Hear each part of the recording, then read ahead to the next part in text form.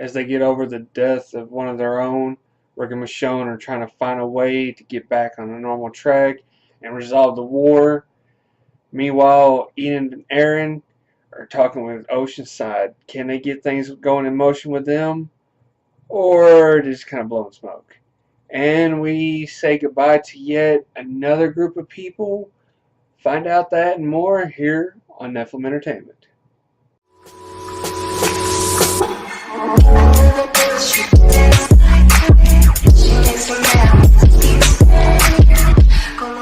What is up, fans? What is up? I'm your host, Metron Your L. Thanks for tuning in, and you are watching my coverage of The Walking Dead, and this is episode 10, The Lost and the Plunderers. So our group's having to recover right after the loss of Carl.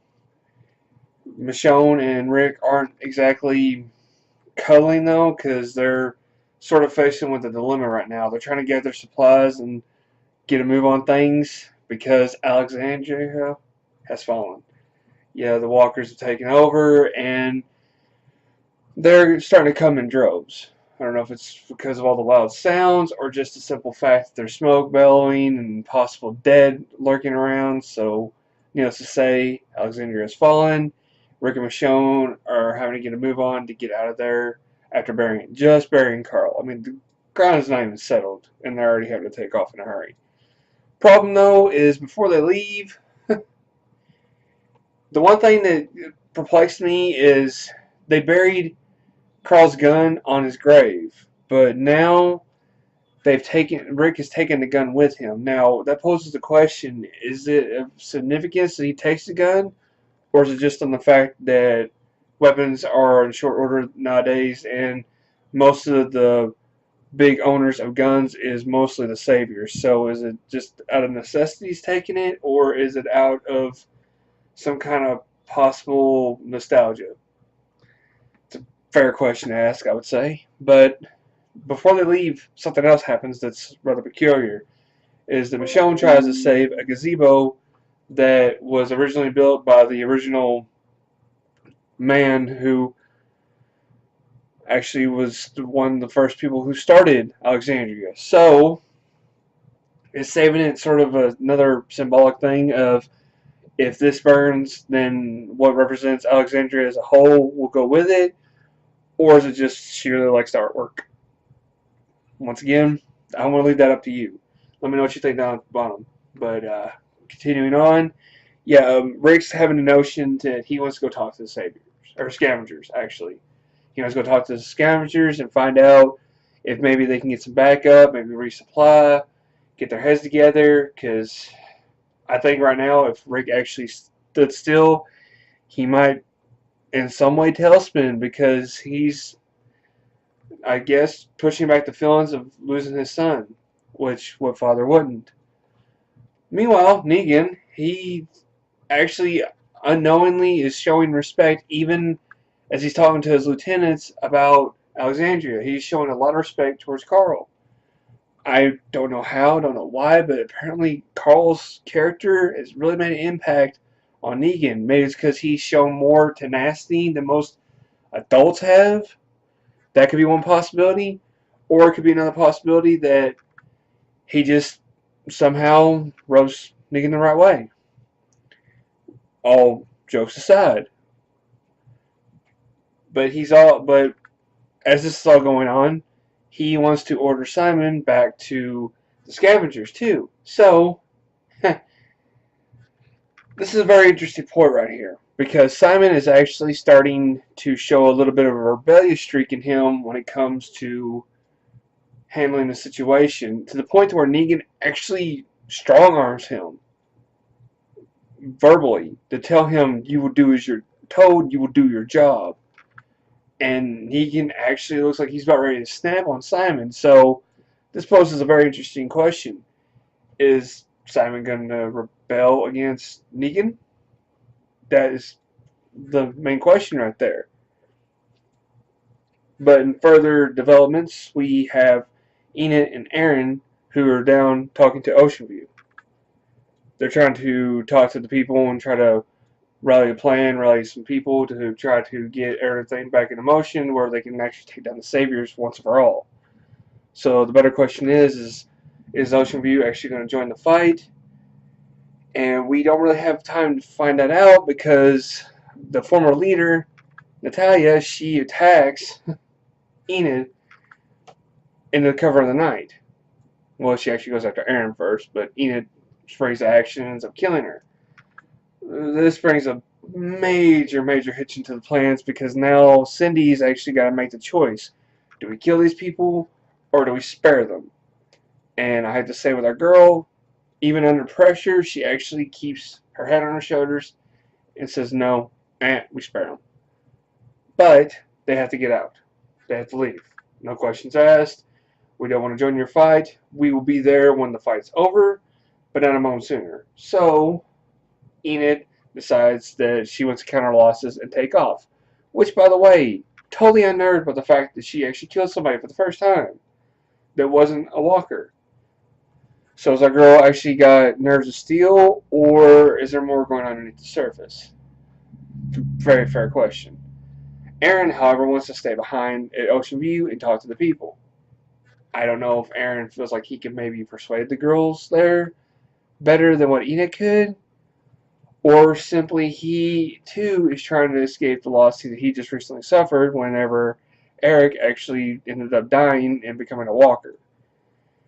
Who knows? I doubt he's in a hurry to go home. Meanwhile, we're dealing with Simon talking to Jadis for, I guess you can call them the scavengers. He's actually at the garbage pit talking to them.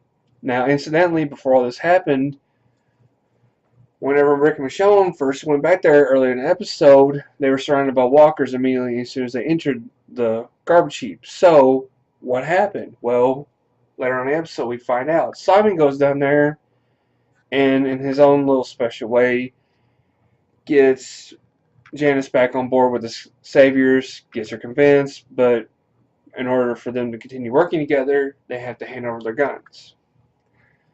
To much reluctance, Janice agrees to it. However, because Negan feels that they betrayed them, they have to form an apology and there needs to be grievance. AKA, Simon shoots somebody. Yep. Fires off a shot, shoots someone in the chest. Janice is mortified by this. He, once again, shoots another person in the chest. She immediately flips out, punches him in the face. Now, it is a total natural human response. Totally natural. However, Simon already voiced his opinion to Negan before this that he wished that the scavengers would just be blown off the face of the earth. He wants to burn them all and pretty much get rid of them because they betrayed the cause and he wants nothing to do with them. Well, he uses this moment to fulfill his wishes. Even against Negan's orders, he proceeds to wipe out the scavengers with a simple command to his boys of light them up, gents. And that, of course, leads to them totally massacring the scavengers. So now we have Nick and Michonne, who's amongst the ruins of Simon's rebellion. And pretty much they're trying to survive. The entire civilization was mowed down, all except one, Janice herself. And a little side note in this, after this all takes place, most of the scavengers talked in the weird little accents, short words, not a lot of dialect. But after this all happened, Janice loses the facade and actually starts talking to Rick like a normal person. This is a very big callback to like King Ezekiel, how he pretty much opened up to Carol and was like, look, I'm just a guy. I'm just a guy trying to fill a role. Janice, the same way. She is just a woman trying to fulfill a role. Very, very I'd say very pointless for the cause it was for her, but at the same time, it's interesting to see that humanity come back to her because I feel like when this happened, it was like she was no longer pretending. She was no longer in her own little fantasy world. She was snapped back into reality to realize, oh, whatever I do comes at a cost.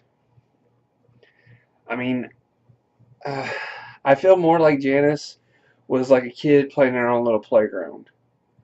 And the neighborhood kids are wanting her to be part of their group, part of this group, so she would portray one another with little to no consequence. A simple of share your toys. Now, the real world sets in, all of her people are wiped out, and this causes a massive breakdown for our girl Janice. Or Janice. However you pronounce her name, sorry. She pretty much handles it like anybody else would. She has a partial breakdown, but I will have to say the girl keeps her head together and actually finds a way to get rid of the infestation, to get rid of the people now zombified. She leads them to a meat grinder, basically. It's one of those little mulching devices that is industrial, and leads them all down a path to where they all get mulched up while she sits there and watches them all die again. So, and this is after Rick and Michonne pretty much leave her there to die. I mean, it wasn't necessarily there to die. It was just they wanted her gone and they wanted to be away from her. I don't blame them after all that she's done. It's like I said, it goes back to the whole she's no longer living in a pretend world anymore. She's having to face reality, and this reality is not as wholesome as what she probably was hoping for. But we finally come upon the notes left by Carl, and apparently he even left one for Negan. Everybody else in the group, and he left one for Negan too. Well, Rick actually calls Negan over the radio and pretty much tells him, hey, Carl wants me and you to stop fighting. But guess what? It's not going to happen. You're going to die. Negan, of course, turns around, backfires, and when he finds out Carl died at the hands of a walker, he seemed relieved that it wasn't him that caused it, but at the same time, he blames Rick for it all. So these two fellows are actually going to blows over who's responsible for Carl's death. And I find it very interesting, too, that when this is all going on, Rick's actually on the radio wandering away from Michonne out into the woods. Maybe this signifies that, in a way, maybe Rick may be grounded into the world physically, but maybe emotionally and mentally he's starting to wander off once again.